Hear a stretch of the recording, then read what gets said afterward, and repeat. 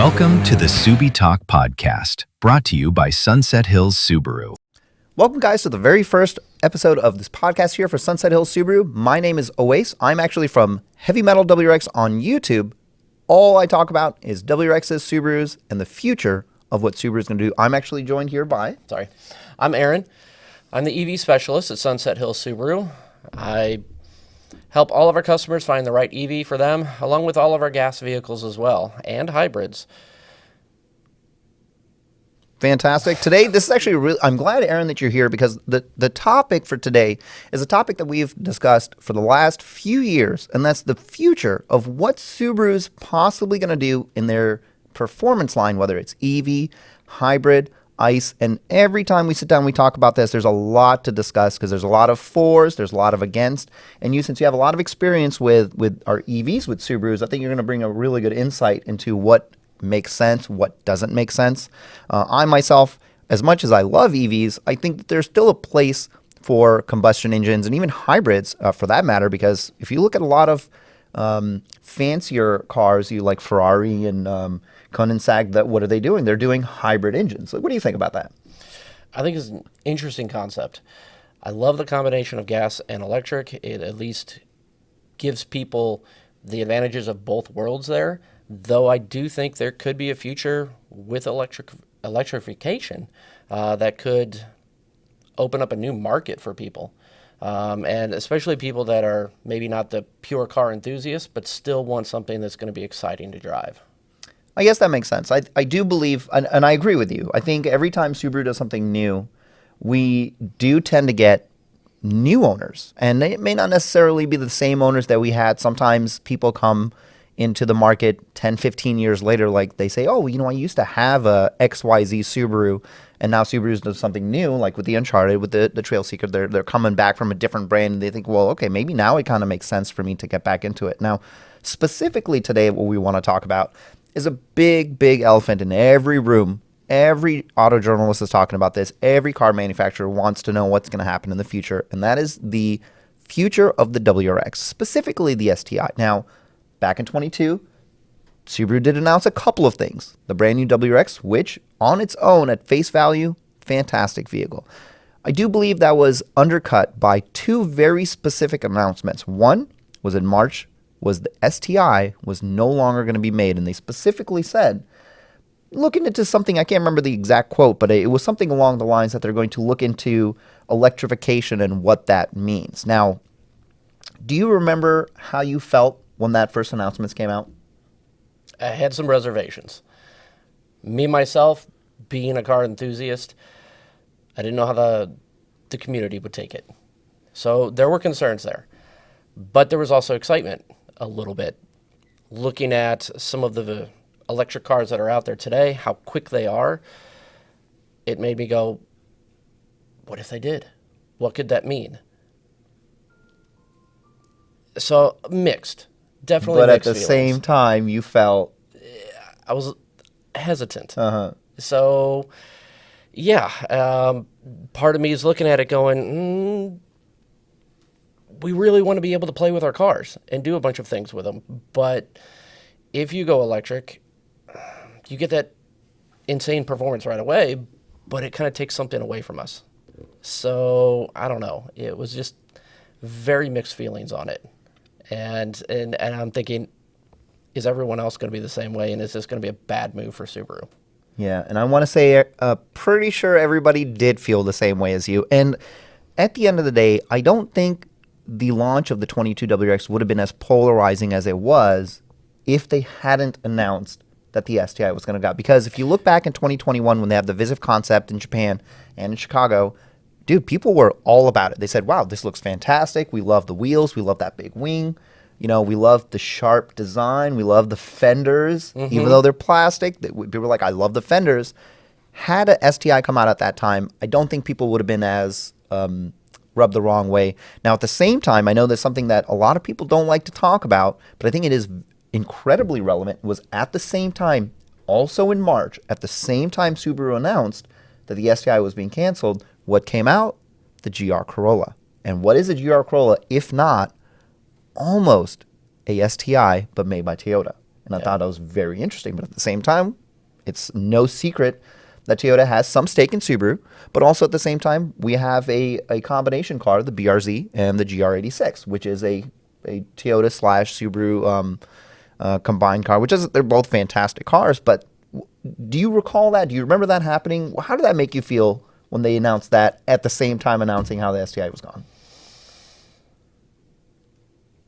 It was more of a, I'm going to say, did Subaru miss the mark? And did they push people away to a different brand and create competition where it didn't need to be? And yeah, a lot of disappointment that there was no STI.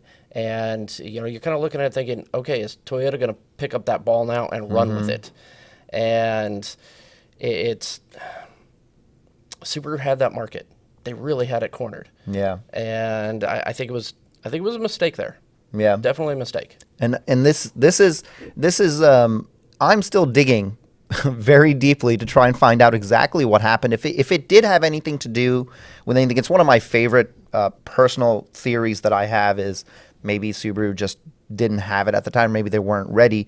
But it's not like they stopped. They went full on the WRX. They were like 22 WRX, VB WRX. It's fantastic. I actually did have a chance to talk to one of our Japanese engineers from Subaru, and they specifically said that the 22 WRX was designed to be tuned by aftermarket. Because, it's not like Subaru doesn't know that people do that. Now, the problem, or the real question, when you say purists and like enthusiasts, they ask is like, okay, let's say, I have this amazing 22 WRX. I can make 400 wheel horsepower with like this mod and that mod. Let's say Subaru does come out with a hybrid WRX. Let's say the next STI is hybrid. It's going to be pretty quick. Yeah. There's no doubt about that. The EVs that Subaru is making right now, some of them are going like, 0 to 60 in like 4.5 seconds. That's quick. That's proper quick. But I can throw an intake on a car. I can throw an exhaust on the car. I can do this. I can do that. I can change the turbo. I can do injector. I can do all this stuff. But like, where do you think that puts us if the next Subaru STI ends up being a hybrid of some kind? That's a good question. With it being a hybrid, you're looking at the calibration between everything. Are you going to be able to throw an intake on, do cold air, any of the mods to it, and how will that affect the electric side of everything? That's the thing, yeah, the electric side. Yeah, it raises a lot of questions there. I'm sure there will be some tuners that will be able to figure things out, but I think you're going to see a time period there where nobody's going to know exactly what to do. And having that pause, if you will, is it going to detract people from buying a car like that? And in the long run, it might work out for Subaru. In the short run, it might hurt sales. And it's hard to really, I think that's going to be a hard one to predict. Sure, getting better fuel economy is nice, and having that instant torque of the electric motor is nice. But yeah, where's that going to leave you of now you've done a modification to the gas side, but now the car doesn't perform like it's supposed to, and that electric motor isn't working properly? It's interesting you said. Now, as a salesperson, you know how well hybrids sell. Oh, yeah. Like Forester hybrids, people love these cars. Oh, yeah. Right? They think they're just fantastic. And if you go back and look at old EJs, just EJs in general, it doesn't even have to be an STI. You look at any EJ gas mileage. The Boxers back then just weren't designed for that. People were getting like 18, 19 mpg on their STI. Yeah. They were getting 18, 19 mpg on an old EJ WRX. Unless it was an NA EJ, the gas mileage was abysmal. Yeah. And I want to point out, and some of our viewers may know this car because I've mentioned this car numerous times, and you may know of it as well, is the Honda CRZ. The Honda CRZ, very unique vehicle, one of its kind, because Honda loves doing stuff like this. I think it's fantastic. It was the only, and still today remains, as far as I know, the only manual 6-speed hybrid with a factory option supercharger. Just let that run through your mind. So it's not as a proof of concept. There are manufacturers out there that understand that it's possible to do that. Like, I mean, it made like 180 horsepower at 2,600 pounds, gave you 30 mpg, S6 speed, and a supercharger. That's like a crazy amount of things to put together. Yeah. Have you ever seen this car? No, I have not. It is crazy. I mean, it's for what it is. It shouldn't even exist because it's at odds with each other. But the fact that it's possible does make me think that manufacturers like Subaru, who are finally getting more into the hybrid game, which it took them a while to get a hybrid, clearly it works. So the Honda CR-Z, it's a concept, and even though it was something that was sold, it shows that the community maybe at that time wasn't ready for something like that. Sure. But that was also 2006. Right. So do you think, let's say today, let's say tomorrow, 2027, Subaru's like, cool, here is what we got. It's a hybrid. It's 6-speed. This is your STI. How do you feel about it? Knowing you've been with the Subaru game for a bit, you know what is a STI. How does that make you feel? I know Subarus, they're currently working on trying to hybridize their turbocharged engines. I know it's something they're currently working with. Having that paired with the 6-speed, I think would be so cool. That would be awesome. Because I know they're looking at it for the Outback and the Ascent currently, but hybrid on the WRX, whether or not you want to call it an STI, either way there, but pair it with a 6-speed manual, not just the Subaru performance transmission, that would be a lot of fun. I would enjoy that. So now that, I'm glad that you mentioned that. You said whether they call it STI or not. In your mind, and this is something that's argued to death on the internet, I'm sure you've seen it too, what constitutes a STI? That badge, what do you need to have in that car for you to be able to be like, okay, yeah, that is a WRX STI? This might be a little controversial. It always is. I think for me, it's anything Subaru Technica International is going to touch to make their own. Okay. That's going to make it different from any standard WRX. I don't know that I'd look at it and go, well, I'm going to have these requirements that it has to be here, because they're the ones that are tuning it. So they're the ones that are going to be deciding what is going to make it perfect for what their goals are. And it's, to me, that's what's an STI. We can all have our own opinions of what we want to make it an STI, but we are not them. So to me, it's just whatever they come out with, and Subaru says they tuned it, that's what they built, that's an STI. That's an STI to me. Okay, so I'm going to hit you with this because of what you just said. All right, you said whatever Subaru Technica International does, that's a STI. So Subaru Technica International takes a WRX, puts some fender flares on there, puts a lip on there, and a shift knob. Is that a STI? I mean, if that's what they're if they can come out and they can say this is all aero added to the vehicle, it's going to make it handle better. It actually works. It serves a purpose going around the track. Yeah. They did it for a reason. And if they want to call that STI, so be it. That's a STI. That is a very controversial take. I know that's going to be controversial. I know it. I know a lot of people out there are they're going to say they're going to want to see more power. Yeah. Well, if you're already taking what you have and they hybridize it and they want to call that STI, you're automatically going to get more power anyway. True. So if you want to hybridize it and call it STI, go for it. You're going to get more power. You're going to get more torque up front. Call it STI if you want. If you don't want to and you just want to say we're going to do that as an option to the standard WRX, that's up to them as well. They can do that too. It's their car.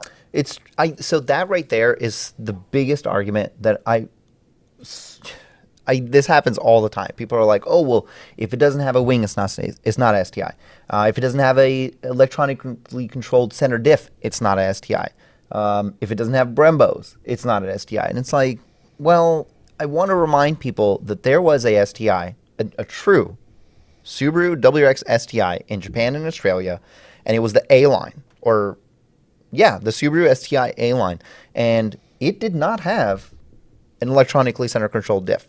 It did not even have a manual. It is the only STI in the world that was automatic, and it was a DCT. Check my sources on that one. But what it was designed to do was it was designed to fight against the, I can't remember what, I think it was the Evo 9 or Evo 8 that came with the DCT. Everybody knows the Evo 8 had a DCT. Subaru, in order to compete with them, because now Mitsubishi was able to get buyers who couldn't drive manuals into their Lancer, and Subaru couldn't do that because Subaru only offered that in a manual. Now, I know people, because I made a video about this last year. I had 10 people reach out to me and say, hey, I own that car. I'm in Japan. I'm in Australia. I actually still own that car. That's a STI. That's my STI. Well, the rest of the community was like, hold up. That doesn't even have a center diff. You can't call that STI. But coming back to what you said, if Subaru says this is STI, unfortunately, who are we to judge? We could not like it. Right. You know? But now, as we're talking about center diffs, now this is really interesting because we have the hybrid Forester, hybrid Crosstrek. Now, the transmission is a little bit different. Yeah. Right? It has a planetary set instead of like your traditional CVT. Correct. We have noticed that there are certain times where the hybrid Forester doesn't perform the same in off-road situations like our regular ones. Now, what do you think? Do you think the world is ready, and in my head I've already answered this question, for a true hybrid WRX or STI out on the gravel, out in, let's say the American Rally Association decides to take one, or let's say we somehow end up back in the WRC. Like, what do you think about having that? I think when Subaru works out the bugs, I think right now Subaru, since the hybrids are pretty new, they're still figuring things out, and I just feel it that, like you're talking about off-road, the Forester right now, Crosstrek, the gas counterpart does outperform it. I think they're going to learn from that. They're going to figure it out. They're too good with all-wheel drive to not figure that out. This I agree with. And I think they're going to get it worked out in those, and they're going to take what they learned, and if they do hybrid in the WRX, they'll apply it to that. I think it will happen.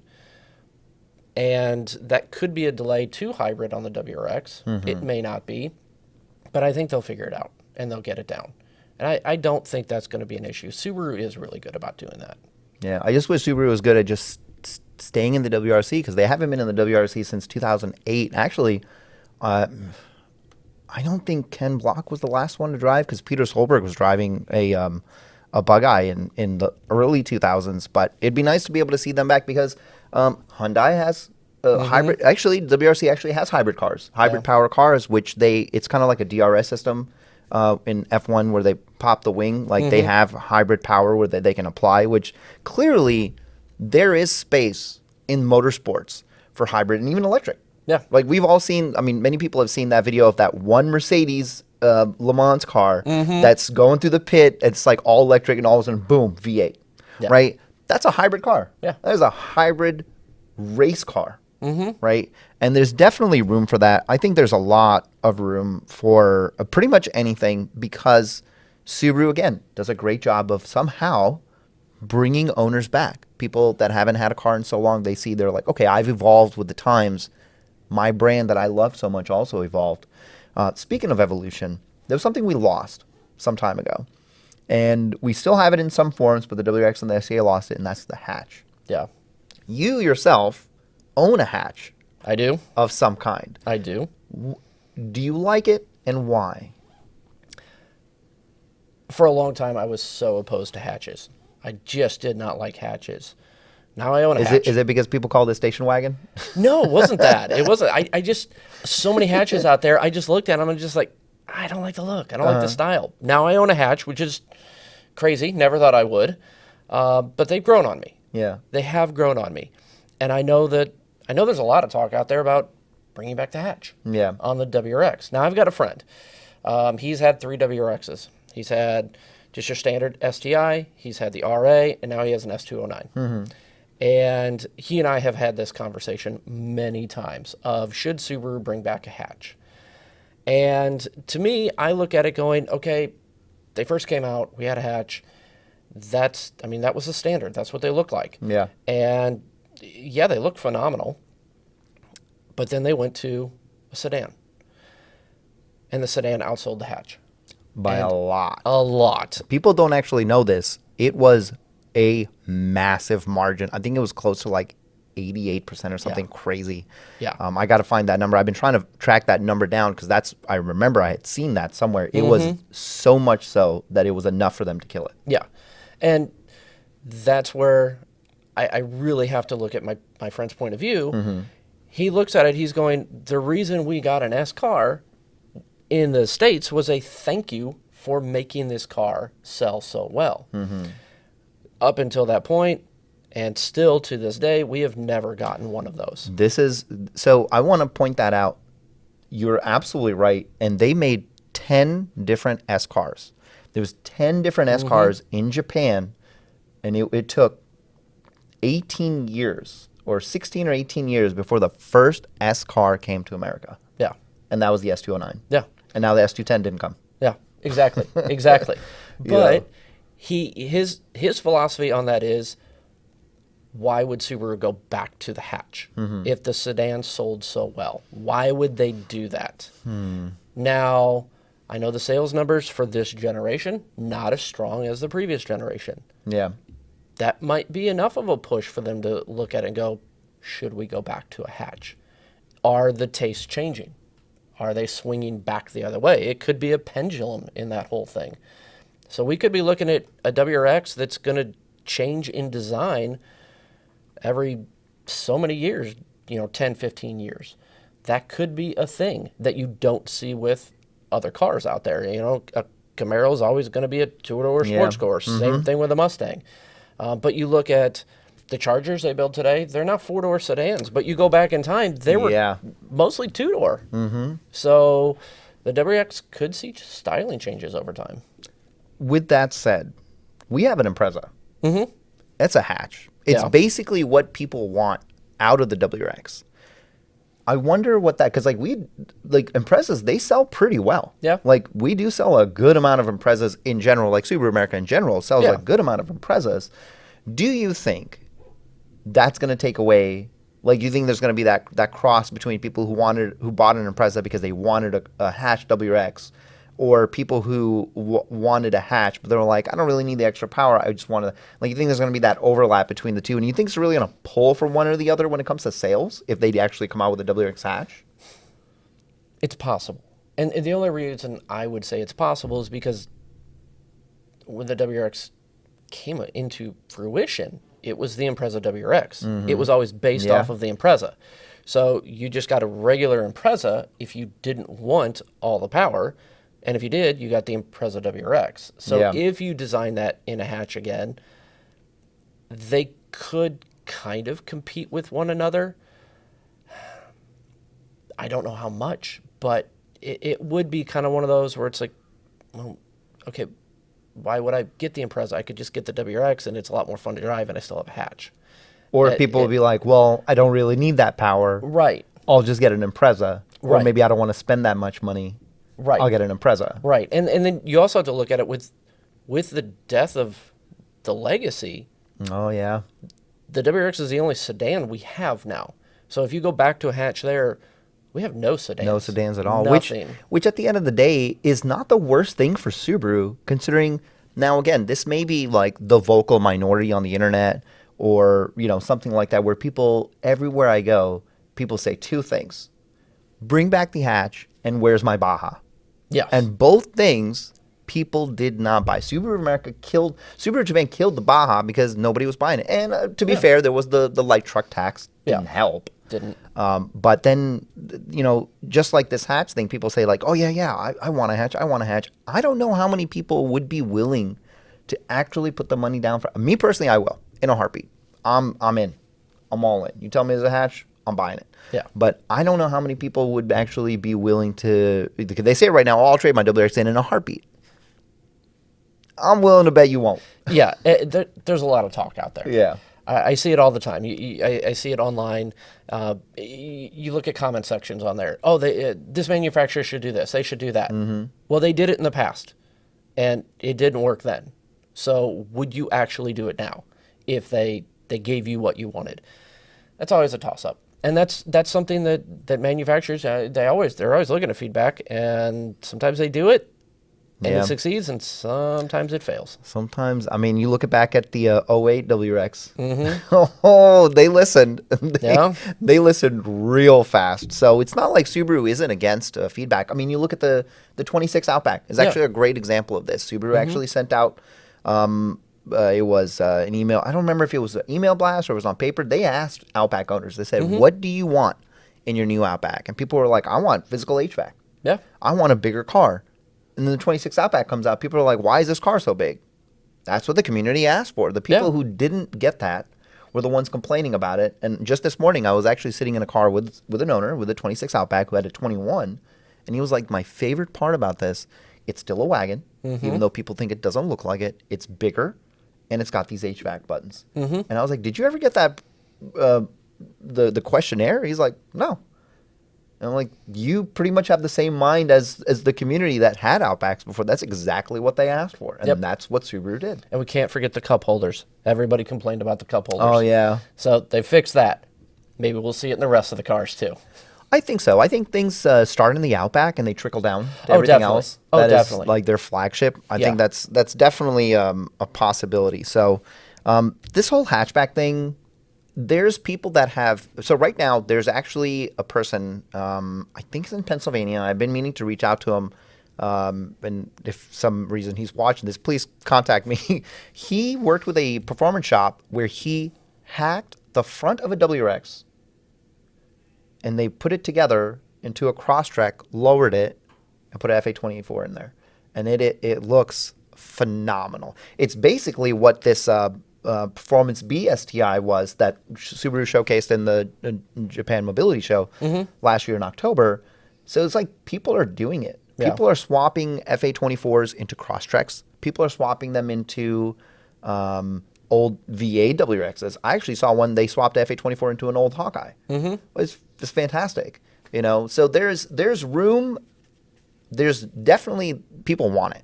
People want change. Right. Whether it's hybrid, whether it's this FA24 coming out more, maybe it's electric, right? And that's, you know, speaking of the Japanese Mobility Show, that Performance E STI that they showcased, that very edgy looking EV. Truthfully, that's not what's coming out. Like, there's not going to be a Performance E STI in 2027, or as far as I know, because I do know some things, even 2028. But I mean, what did you think about that? Did you watch that mobility show, or you saw what came after? Yes. So what did you think about those two cars? I think it's Subaru trying to figure out what the audience wants. They're trying to test the waters to see, are people going to bite on an EV or not? Should we stay gas? And I think they're going to keep maybe testing the waters for a little bit. And part of that's going to be, it's like, I'm an older generation. We're all gas.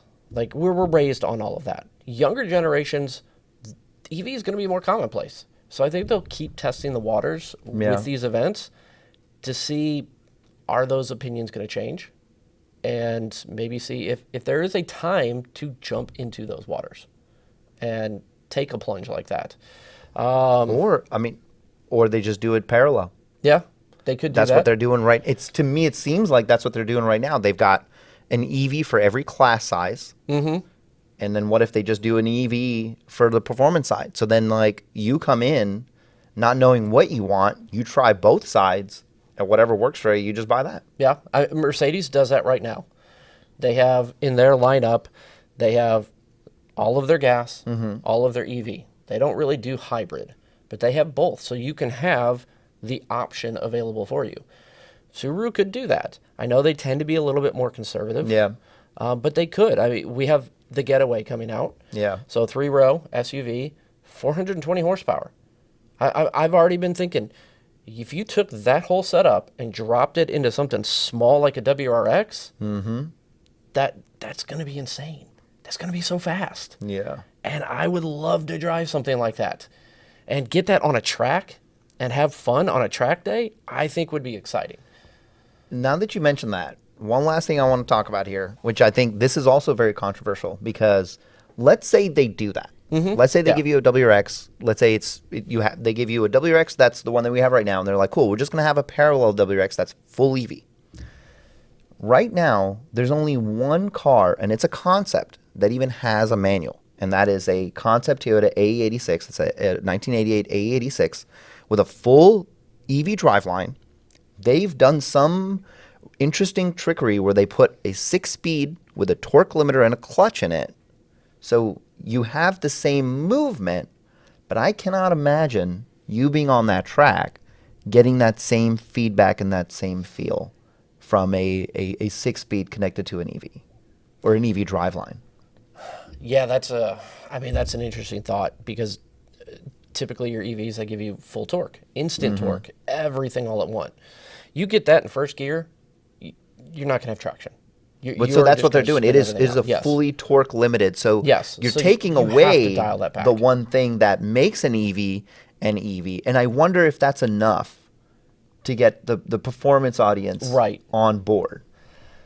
I think if they can get it down correctly, if you can dial the torque back enough to at least get the traction and then dial that torque back in, you're still going to keep the speed. But I think ultimately when you look at a lot of the performance cars, unfortunately, I hate to say it, I've been driving manual since I was 19 years old. 3 manual cars at my house. Love driving manuals. But your performance cars that you used to see, that when you got the top end, it was always a manual transmission. Yeah. They're not manuals anymore. They have That's automatics. True. Yeah, DCTs specifically. Yes. Yeah. And they shift faster. They still give you the power delivery of a manual. I mean, it's a great route to go.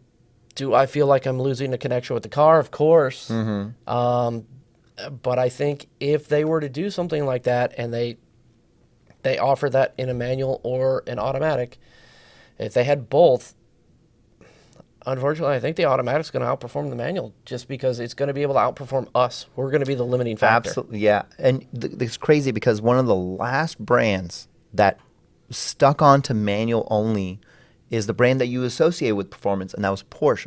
Porsche, for the longest time, the 911, they were like, no, DCT is not the way, manual. And finally, they threw a DCT in it, and people love that thing, because, again, the people that are driving these Porsches, they're sometimes maybe not as focused on the driver experience as they are the speed. And you look at so many other manufacturers that are actually getting away from manuals, even on ICE engines. BMW no longer is going to have manuals. Audi no longer has manual. GTI last year for manual, where the GTI was last year. Right. 2026, all GTIs, Golf Rs, they're automatic. To be fair, DCT, fantastic. Oh, yeah. Absolutely quick. But Subaru seems to be like the last bastion of, if you want something manual, 6-speed, sedan, turbocharged, there literally is nothing else on the market. Like, regardless of price point, because I remember the conversation used to be, well, under 40,000. Okay, now it's under 35,000. Hell, now with the base model coming back, it's under 32,000. Yeah. There's just nothing that competes. No, there isn't. And there's also, I'm hearing all the rumors, all the talk, that Subaru is going to come out with three new cars with manuals. Will we see them here in the States? I don't know. They could be Japan only. Don't really know on that. But Subaru at least hasn't given up on manuals. Not entirely. And the WRX, the BRZ, manual still outsells automatic. Large margin. Yes. But you have that with hybrid, or if they ever make full EV, will the manual survive? That's going to be the big question. Yeah, that is going to be the big question. Yeah. Anyway, this has been a great chat. I love sitting down and talking to people about this, because it comes from the passion. Oh, definitely. Of you want to be an enthusiast, and we have opinions about it. And EVs in general definitely elicit a lot of emotion. Yeah. Subaru owners specifically, my God, passion is a strong word for what they have, and this Yes. is something that's just going to keep on coming as the world continues to grow and the car manufacturers continue to grow. Hopefully, Subaru grows with them. But anyway, I hope you guys enjoyed this first take, and you guys don't have to let us know what you think, because maybe you guys are performance oriented and you don't care, and you just want the fastest car out there. Subaru's starting to do that with their EVs, and we'll just have to see. Well, Aaron, thanks so much. Oh, it's been good talking to you. Thanks you guys so much for watching, and we'll see you in the next one.